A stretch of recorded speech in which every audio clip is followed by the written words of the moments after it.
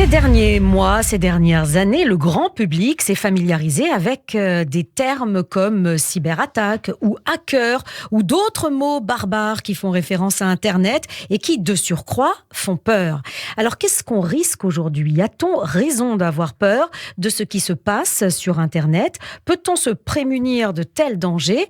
Pour y répondre, mon invité ce matin, il s'agit de Guy-Philippe Goldstein. Il est consultant, analyste en cybersécurité, écrivain et romancier, auteur de nombreux ouvrages. Le dernier, Cyberdéfense et cyberpuissance au XXIe siècle, paru aux éditions Ballant. C'est un livre qui vient de recevoir un prix, le prix du livre Cyber Award à la European Cyber Conference. Bonjour Guy-Philippe Goldstein. Bonjour Léa. Et merci d'avoir accepté notre invitation. Alors peut-être pour commencer, un peu de définition. Tous ces termes qui commencent par cyberattaque, cyberespace, cybersécurité, c'est vrai que ça fait peur, mais est-ce qu'on sait vraiment ce que c'est ? Alors le terme cyber en tant que tel, en fait, c'est quelque part un vieux terme, même Ampère l'utilisait pour parler des sciences de la décision, parce que cyber, ça vient en fait de kyber en grec, le gouvernail. Ce qui permet au bateau de se diriger, de décider. Et ça a été repris après par Norbert Wiener au MIT à la fin des années 40, et puis surtout par un auteur de fiction, William Gibson, dans un bouquin qui s'appelle Le Neuromancer, et qui parlait du cyberespace, qui était un espace d'hallucination collective, d'ailleurs, où on pouvait prendre des décisions. Et puis, au milieu des années 90, suite aux attentats de Oklahoma Bombing, il y a une commission mise en place par le président Clinton pour réfléchir à la protection des infrastructures critiques. Et il y a un avocat, Michael Valtis, qui avait lu le roman de science-fiction de William Gibson, qui s'est dit, tiens, on va réutiliser ce terme de cyberespace. Et c'est une raison pour laquelle aujourd'hui, à chaque fois qu'on parle de sécurité dans les systèmes d'information, on utilise ce préfixe cyber. Voilà. Mais donc, il y a la sécurité des systèmes d'information, on parle de cyber. Oui. Et puis, lorsqu'on va parler de création économique avec les systèmes d'information, on va parler de digital ou de numérique. Oui. Bon, voilà, c'est un peu la même réalité, mais quand c'est la sécurité, voilà, c'est une norme. On utilise le terme de cyber. Ouais, en tout cas, à chaque fois qu'on l'utilise, on sait que c'est pas une bonne nouvelle. Alors, est-ce qu'on a raison d'avoir peur? Et est-ce qu'aujourd'hui, le monde est en danger, si j'ose dire, avec tout ce qui se passe sur le cyberespace? Alors, on a raison d'avoir peur sans évidemment paniquer parce qu'il y a des solutions, mais c'est important de voir les risques avant qu'ils nous arrivent, entre guillemets, en pleine figure. Oui. On a tout un ensemble de points aujourd'hui qui ont au moins, on va dire, une dizaine d'années et qui se sont vraiment accélérés au cours des 5 dernières années, qui montrent qu'effectivement, beaucoup de choses peuvent être ciblées. On peut avoir des usines de retraitement des eaux usagées, comme ça a été le cas en Israël, 7 avril.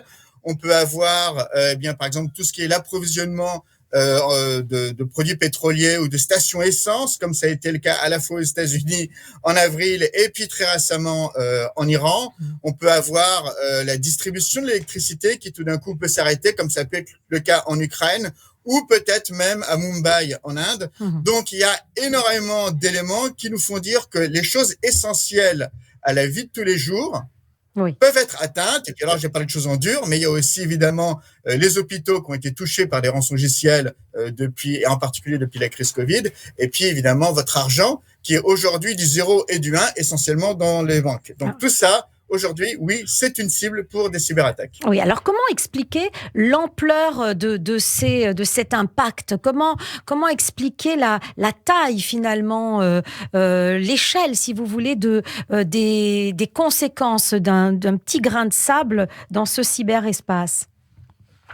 Il y a beaucoup de raisons, mais on va dire que la plus simple, c'est que tout simplement, notre civilisation humaine, elle est entrée de plein pied, dans le cyberespace. C'est ce que Marc Andreessen disait au début des années 2010. Software has eaten the world. Le logiciel a bouffé le monde, et c'est une des réalités physiques du monde dans lequel on vit. Il y avait une étude faite par des chercheurs de University of Southern California au début des années 2010 qui essaie de regarder toute l'information digitale et non digitale, tout ce qui est analogique, en fait, tout ce qui n'est pas codé en 0 1, produit par l'humanité.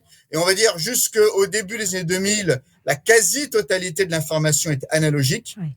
OK? Et puis, à partir des années 2000 et à partir de la fin des années 2000, eh bien, c'est la quasi-totalité des informations, celles qu'on utilise pour communiquer, celles qu'on utilise pour enregistrer des documents, qui devient numérique. Ouais. Ben voilà, tout simplement, cette transformation physique explique que ça devient tellement important aujourd'hui. Guy-Philippe, vous nous donnez le vertige, là. J'ai un peu le tournis en vous écoutant. Ça veut dire que finalement, toute notre vie est gérée sur Internet, quoi. Finalement, on sait tout de nous. Ben oui, toute notre vie, regardez cette communication que nous avons à distance. Absolument. Tout ça, c'est grâce à Internet. La téléphonie aujourd'hui, c'est grâce à Internet. À nouveau, votre compte bancaire, en réalité, c'est des 0 et des 1 qui sont gérés par des ordinateurs. Donc effectivement, et alors si vous êtes dans une entreprise, votre comptabilité aujourd'hui, il y aura des tirages papier, mais ça va être aussi sur des logiciels, sur des ordinateurs, sur des serveurs. Ouais. Donc effectivement, tous les processus les plus vitaux sont aujourd'hui informatisés. Alors là, j'ai bien envie, puisque vous êtes romancier, hein, je le rappelle, vous êtes romancier, vous êtes écrivain, vous êtes l'auteur de ce livre Cyberdéfense et cyberpuissance au XXIe siècle, paru aux éditions Ballant. Moi, j'ai bien envie que vous nous donniez, alors sans trop nous faire peur, s'il vous plaît, parce qu'il y a des oreilles sensibles quand même, un scénario qui serait crédible et pour nous montrer un peu jusqu'où ça peut aller, un petit grain de sable. Bah, en fait, j'ai pas besoin d'aller porter mon regard très très loin. Je peux juste reprendre, par exemple, ce qui s'est passé cet avril face au pipeline, Colonial Pipeline, qui approvisionne en produits pétroliers 45% de toute la demande sur la côte est américaine, y compris les grandes villes, y compris les aéroports, y compris les bases militaires américaines, et où tout d'un coup cet approvisionnement s'est stoppé à cause d'un rançongiciel. Donc ça, c'est un scénario technique avéré. Et puis, je peux le reposer dans un contexte géopolitique. On voit bien qu'il y a des tensions de plus en plus fortes entre pays occidentaux et puis d'un côté la Chine ou la Russie. Il y a même une tension qui est en train d'émerger de manière très très forte aujourd'hui entre l'Ukraine et la Russie. Oui. Bon, lorsque j'ai parlé de Colonial Pipeline, c'était un groupe cybercriminel basé en Russie qui aurait déclenché cette attaque. On ne sait pas s'ils l'ont déclenché de façon autonome ou s'ils ont obtenu un espèce de feu vert de la part des autorités étatiques russes. Mais je peux très bien imaginer un scénario où, dans un contexte de tension géopolitique, voire même d'opérations militaires entre la Russie et l'Ukraine, pour essayer de faire reculer des pays d'Europe de l'Ouest et les États-Unis, eh bien, tout d'un coup, il y a des problèmes sur l'approvisionnement en produits pétroliers, sur la distribution électrique, sur des systèmes bancaires, etc. Et ça peut venir potentiellement très vite. Oui, alors justement, vous parlez des États-Unis, de l'Ukraine. Quels sont les pays les plus dangereux? En tout cas, quels sont les pays qui sont au centre du jeu aujourd'hui? Alors, il y a deux types de jeux. Il y a les pays qui expriment beaucoup de puissance parce que ils sont très défensifs. Ils savent très bien contrôler la situation. Ils ont ce qu'en France on pourrait appeler une base technologique, informatique. C'est-à-dire qu'ils ont un écosystème de start-up, de cybersécurité qui sont extrêmement développés. Lesquels? Et puis ils peuvent aussi avoir des capacités offensives. Bon, alors parmi les très grandes puissances aujourd'hui, on peut noter les États-Unis, la Chine, la Russie, mais aussi des pays comme Israël, qui tire d'une façon extraordinaire son épingle du jeu dans la situation, et puis des pays comme la Grande-Bretagne, la France, l'Allemagne, etc. Bon, et puis alors, il y a les pays dangereux, mais si je parle de danger, c'est parce qu'il y a des chocs géopolitiques. Oui, c'est ça. Il faut croiser les questions, on va dire, de puissance avec une conflictualité. Et aujourd'hui, les pays dangereux et qui ont des capacités en termes d'offensive cyber, j'ai commencé à les lister. On peut parler de la Russie, de la Chine. On peut aussi évoquer l'Iran, avec lequel Israël a aujourd'hui une phase, on va dire, assez chaude de cyberaffrontement qui a démarré justement il y a 1 an et demi, en avril 2020. Puis on peut aussi noter un pays qui n'est pas forcément très bien connecté, mais qui a mis le paquet sur l'offensif et qui est la Corée du Nord. Voilà. Mais on note que ce sont aussi quelque part des pays avec lesquels nous, bloc occidental, nous avons beaucoup de difficultés.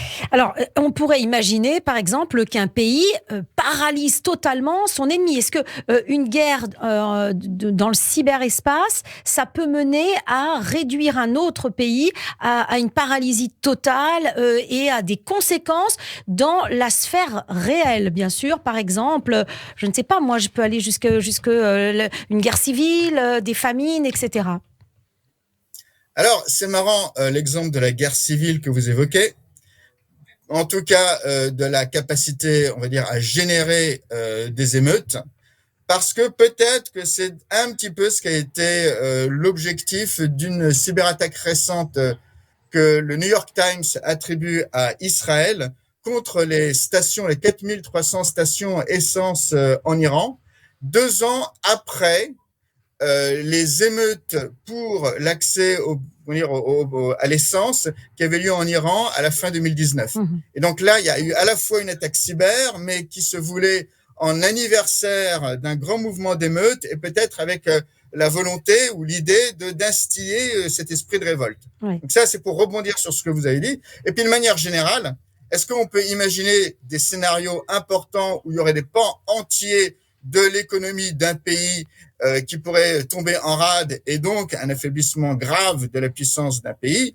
Alors, je dois admettre, c'était le scénario au cœur de mon premier roman qui s'appelait Babel Minute Zéro, qui a été beaucoup lu en Israël à la fin des années 2000, tout début des années 2010, parce que peut-être qu'il offrait justement ce type de scénario-là.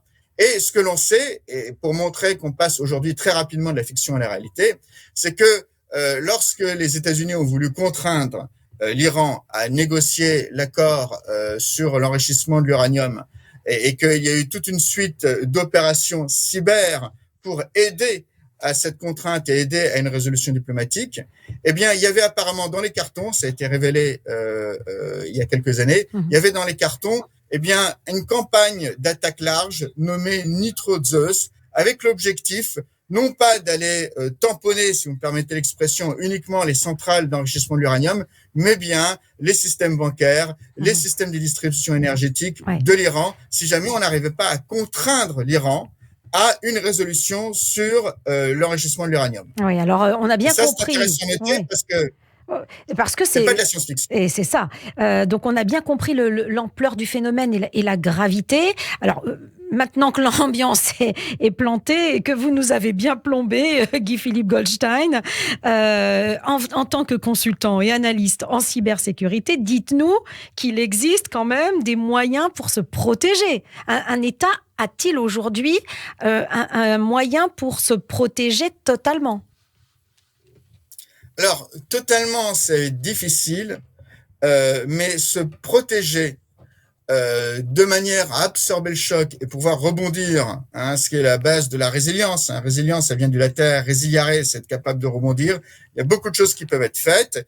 Et puis alors, même lorsqu'on est un État et qu'on a des capacités offensives cyber, voire également d'ailleurs des capacités entre guillemets kinétiques et puis des capacités diplomatiques et la capacité de poser des sanctions, il y a quand même toujours un aspect de dissuasion clair qui fait que si je suis capable d'imputer l'origine d'une attaque à un acteur étatique de manière claire et d'en faire la démonstration auprès de mes alliés, eh bien, il y a toute une suite de ripostes qui s'offrent à moi de façon à faire reculer mon adversaire. Donc ça, de toute façon, ça existe toujours et c'est toujours aux mains des États. Mais ce qu'il faut, c'est essayer de comprendre précisément qu'est-ce qui se passe le plus rapidement possible. Et puis, à côté de ça, au niveau des entreprises, au niveau des particuliers, parce que nous-mêmes, que nous voulions ou non, nous sommes engagés dans ce conflit, eh bien, il y a toute une série de choses, de bons comportements à faire pour réduire l'impact de ces attaques si jamais nous sommes agressés. Il faut faire très attention aux mots de passe que l'on choisit. On peut même utiliser des systèmes avec une autorisation multifacteur, c'est-à-dire que par exemple vous vous connectez et puis il y a un petit code qui arrive sur votre smartphone et avec votre mot de passe et le petit code, ben là vous pouvez accéder à vos systèmes, ça c'est très bien. Faut mettre à jour vos logiciels lorsqu'on vous le demande, faut pas attendre, parce que quand on attend, on laisse des vulnérabilités et puis après ça peut être exploité. Il y a plein d'exemples pour les démontrer. Voilà, bon, ça c'est quelques exemples concrets pour lesquels on peut agir au niveau individuel et puis les entreprises doivent faire de même et puis les entreprises doivent prendre conscience et bien évaluer leur risque cyber pour bien investir dans la cybersécurité. Merci infiniment. Guy-Philippe Goldstein, vous êtes consultant et analyste en cybersécurité, écrivain, romancier. Vous êtes l'auteur de Cyberdéfense et Cyberpuissance au XXIe siècle aux éditions Ballant, un livre qui vient d'être primé. C'est un prix du livre Cyber Award à la European Cyber Conference. Vous savez quoi? Je crois que je vais éteindre mon ordinateur maintenant. Merci beaucoup, Guy-Philippe, et à bientôt. Merci Léa. Au revoir.